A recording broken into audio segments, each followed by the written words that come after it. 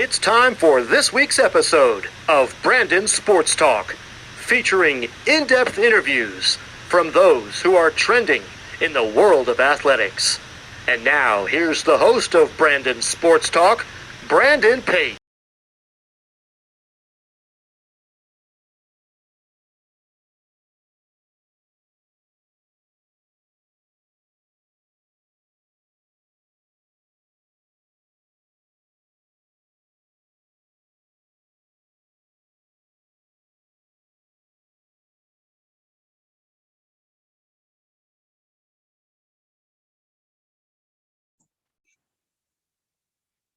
Welcome back to Brandon Sports Talk. In today's episode, I have the privilege to interview the Oklahoma State Equestrian Western coach, Laura Brianard. How are you doing today?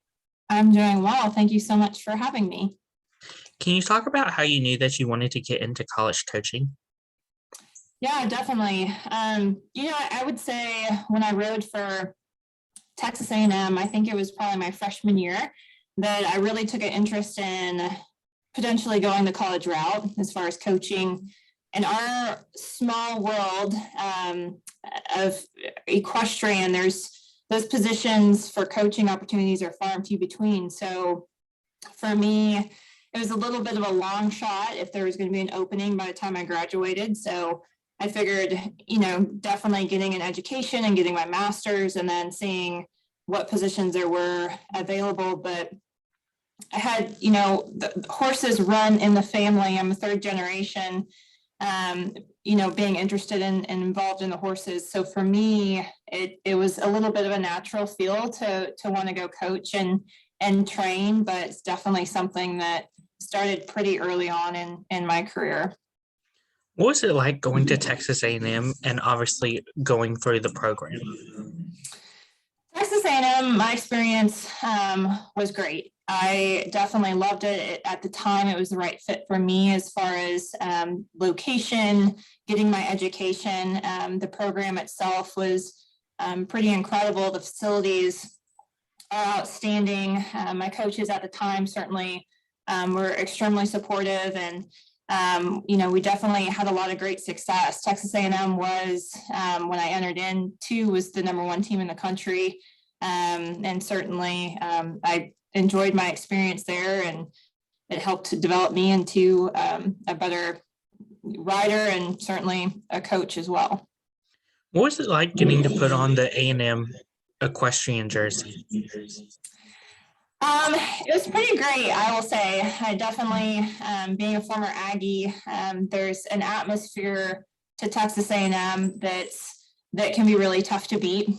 There's a spirit of Aggie land is what they say that will always resonate with me, but definitely competing for your team, being in that position and holding yourself to a higher level than just competing for yourself, but you're competing for a team was pretty incredible. And being able to be at that facility at Texas A&M, which they have, definitely the best facility out there, was just a phenomenal feeling. So it was overall a great experience.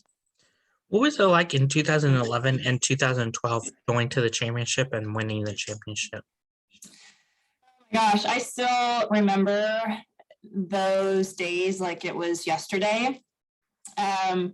Just honestly gives me chills just thinking about it, going into the finals round and with your team working that hard all year to be able to accomplish getting that far, and then that just being at your fingertips and being able to get the job done with your teammates was just undescribable, honestly, because I think that even now chasing that dream as a coach, not being in a student athlete position is helps me to be able to coach the girls and say, this is what it takes. This is what we've got to do. And this is what that feeling is like at the end of the day, is definitely something that I'm so grateful that I've had that experience.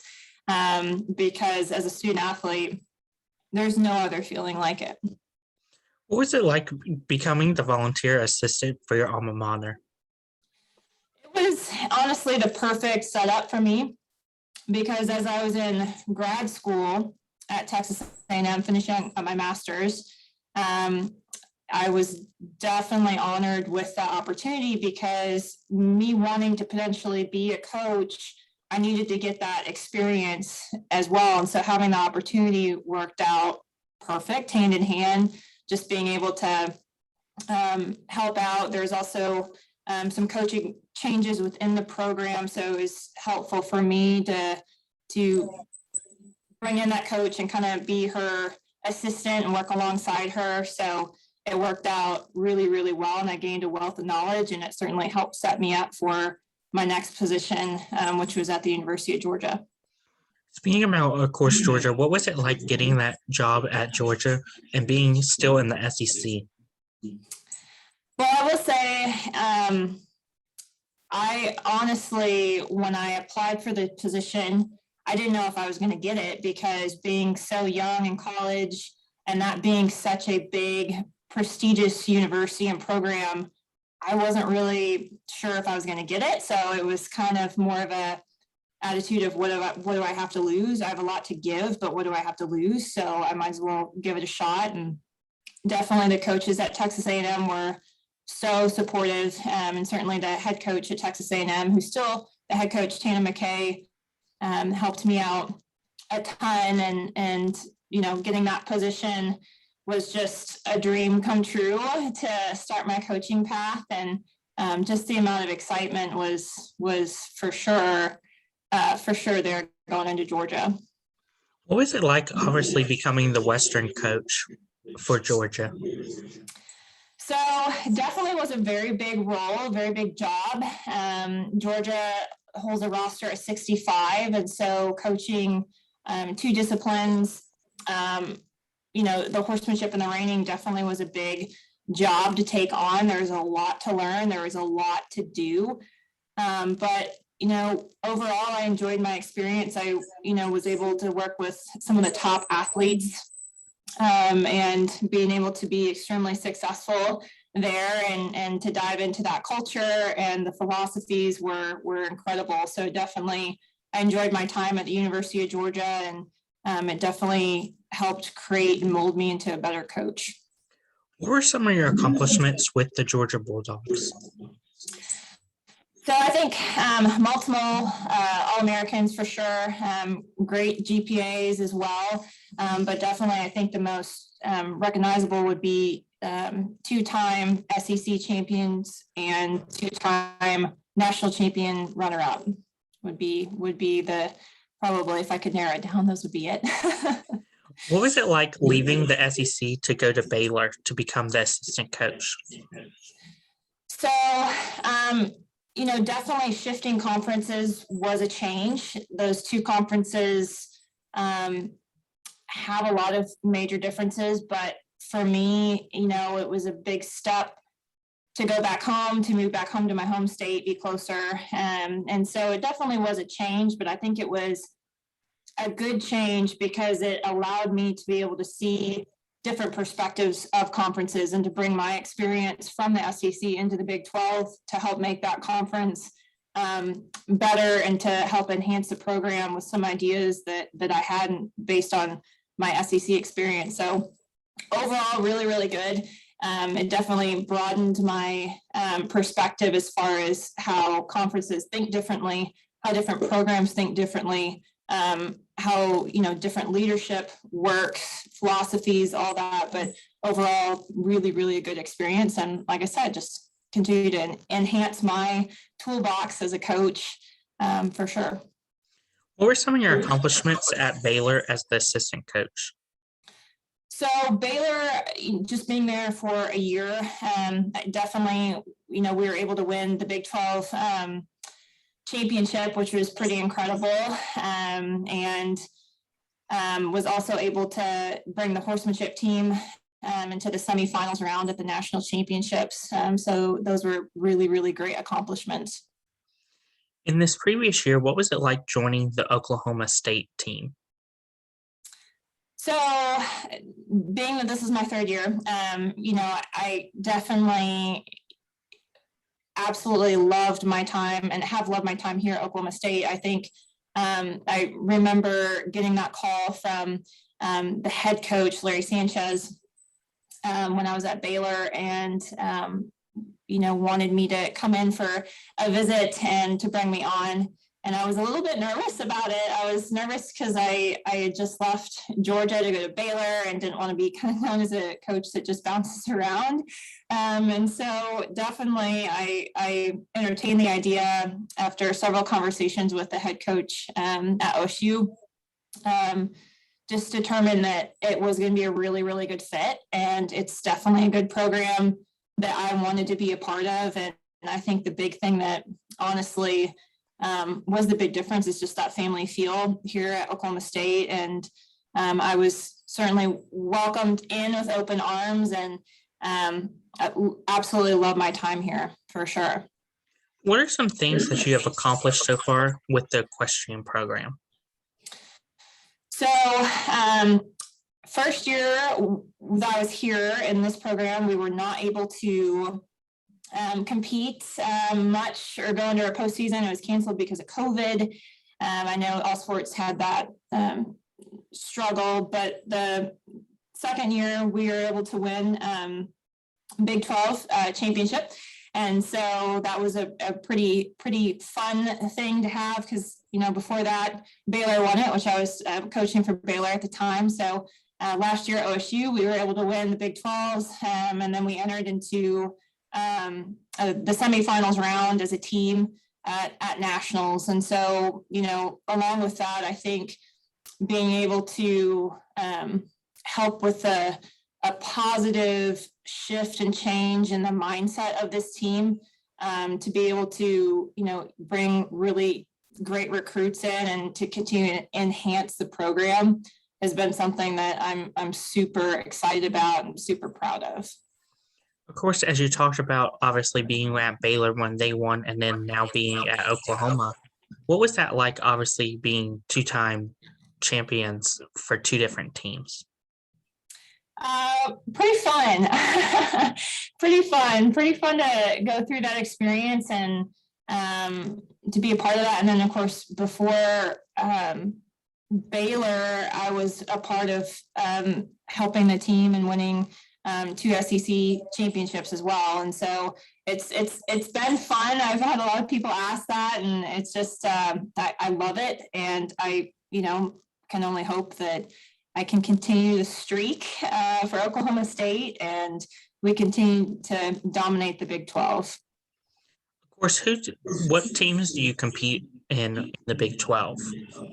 So currently with the Big 12, there's 4 teams, including us. So there's Fresno State, TCU, and Baylor are the 4 teams in the Big 12 for equestrian.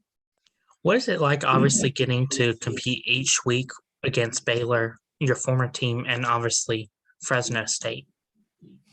Yeah, so they're definitely really competitive teams. I think that Baylor is a respectable team. Definitely me having more of an insight of what that program looks like and what they're made of has made me respect that team.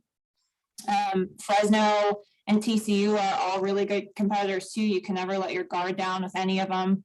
Certainly we always compete with a lot of confidence amongst those teams, but we definitely, there's no time to let your guard down, because they are competitive. They bring in good recruits. And so, yeah, we got to keep in front of them as much as we can. So they're all great teams.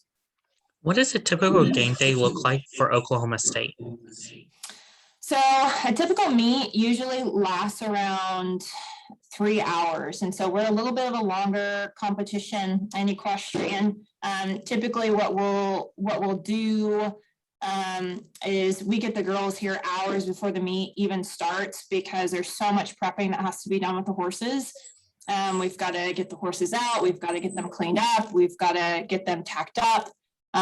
There's so much to be done as far as prep. So, when the meet starts, we usually run 2 events at the same time. So in equestrian, we have 4 different events. And so that's reining, horsemanship, jumping, and flat. And so we'll run 2 arenas at the same time. Usually we start with the fences, the jumping, in our indoor arena, then our outdoor arena will have the horsemanship. And so once we run through all of that, we'll move on. We'll actually switch the arenas. So we'll have, we go in, we move into the reining, and then we'll go into in the top outdoor arena. We'll set up for the flat. So overall, with warm up time, competition, we run a meet in about 3 hours. So it's a little bit longer, but it's definitely a good competition. And knock on wood, we have not lost a competition or a meet here at Oklahoma State in years. I actually don't know when the last time they lost, but definitely a huge home field advantage and a very competitive atmosphere to be in.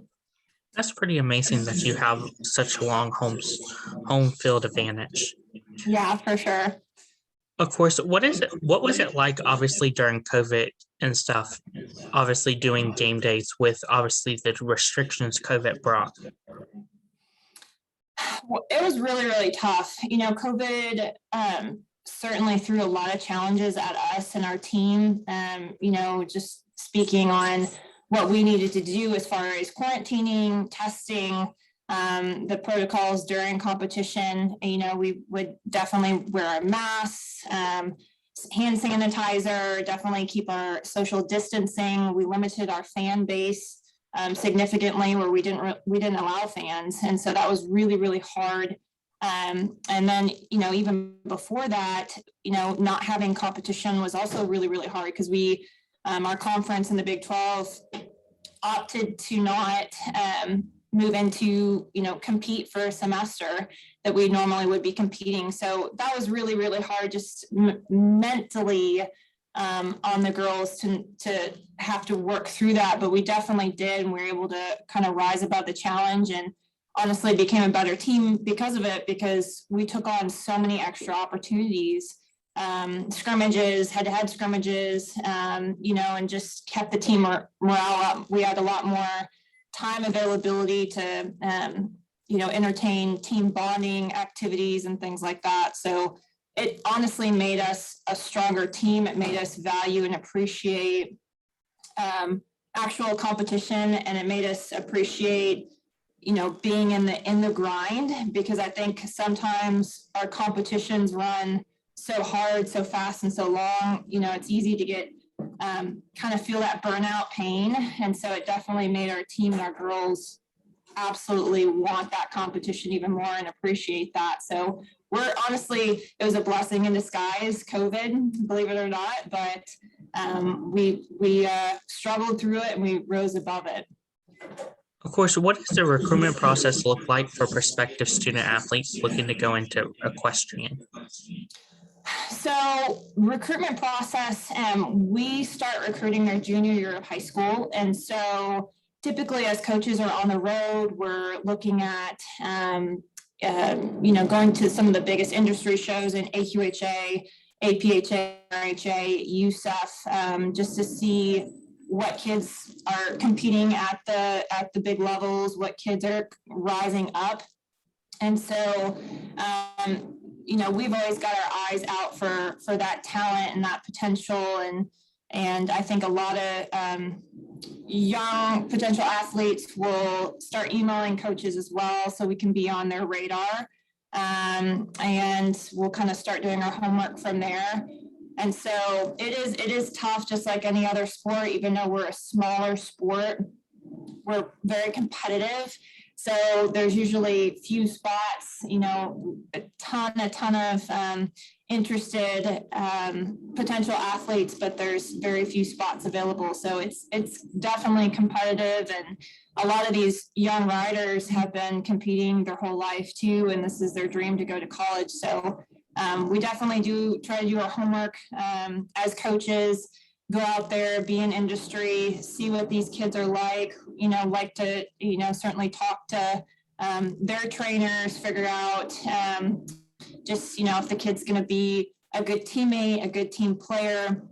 Because I think what's hard about our sport is that we are individualized. In industry, it's just you competing on your horse. You're not really competing as a team with a bunch of other girls necessarily. So it's a little bit more of individualized. And then when you come to college, it's team. So that dynamic definitely changes. So I think for us, it takes a little bit more homework and digging just to make sure that this girl that's coming in is a good team player. She knows how to work hard. And she's going to earn her spot on a team. And so there's definitely a lot to it from the coaching side of it. And there's definitely a lot to it, certainly for the potential student athletes that want to be a part of a team. What does the official visit look like for equestrian? So we're fairly similar, I think, to a lot of other sports. We are on a 48-hour NCAA timeline. So, we'll fly them in and their clock will hit the ground running. Usually the next morning, we'll put them up in a hotel that's off campus. And usually we'll, meet with them the morning of. We take them on a walkabout of the campus, show them around. We take them to lunch on site at one of our great restaurants here on campus. And then we'll take them out to the barn. They'll be able to take a barn tour, watch practice, meet the girls. And then we might take them on more of a broader spectrum of an athletic tour. Let them meet some of our support system within the academic center, take them through our workout program, have them meet our strength coach, and just our great support system that we have. So, and then usually we jam all of that in on, say, a Friday, and then Saturday for a football game, we'll take them out on the field depending on the time of the game, maybe have brunch with them beforehand. Take them on the field, just more of a fun, relaxed game day feel so they can kind of get a handle on what our atmosphere is like at OSU. So, and then typically after that, that's kind of it. That's another full day, and then they fly out usually on a Sunday. So it's a jam-packed weekend, but definitely a lot of excitement, a lot of great opportunity to get to know us coaches, the team, to be able to ask questions and get a feel for what we're all about. Of course, in equestrian, do they get to see the horses and see, obviously, if, let's say, that particular horse is a favorite of theirs and stuff? Oh, yeah, we definitely have, many of our athletes have favorites. And so that's one thing at Oklahoma State that we're very proud of is we have, several Horse of the Year awards. Horse of the Year awards are when all the teams around the country get to vote on one specific horse at the national championship per event. And so Oklahoma State for sure has the most recognized herd of horses that have been either back-to-back or multiple time Horse of the Year awards. And so we've got a lot of the favorite horses from just across, the country and different programs, but our girls in particular here definitely have their favorite horses as well that we have here at the facility. So we've got a ton of great personalities with our horses. They're all so different. We've got a little over 60 horses here at Oklahoma State. And so they've all got their own different personality, their mindset, their different set of beliefs. And so it definitely makes it fun. Of course, when prospective student athletes come and stuff, what is it like, obviously, seeing them where they have their horse that they grew up with and now going to a college and training a new horse? Yeah, it's definitely challenging because I think that kind of goes hand in hand with the recruiting process because it's, you can get used to an industry before you come to college, your own horse, your own best friend that you know all about, how to show, compete on, all the ins and outs. And then all of a sudden you come to college and you get 4 minutes to figure out a horse and then go in and compete. So it's really, really challenging and definitely some girls catch on a little bit faster. And I think the girls that are able to handle different situations on all of our different horses are the best when their past experiences on multiple horses. They've already gained a good education base, a broad base of riding different horses, working with different horses instead of just one. You see a little bit more of a learning curve with the girls that don't have that experience. They've just competed on one horse their whole life. It makes college a lot harder just because our horses in college they can be really tough. They can be green horses that are barely broke. They can be horses that are finished, but definitely get a little show smart. And they can be everything in between. Just maybe want to be a little bit more challenging minded going in the show pen. So it's a challenge, but I think that that's part of the recruiting side of it too, is as a coach, making sure that these girls are set up for success when you're recruiting that rider when they come in to ride. What advice would you give prospective student athletes looking to go into college equestrian? Yeah, I would say the biggest advice I could give a recruit would be to get yourself involved in a good riding program. Meaning, be involved in with a coach and a trainer that's knowledgeable, that's educated, that can be able to teach you the skill sets that are going to be helpful for you.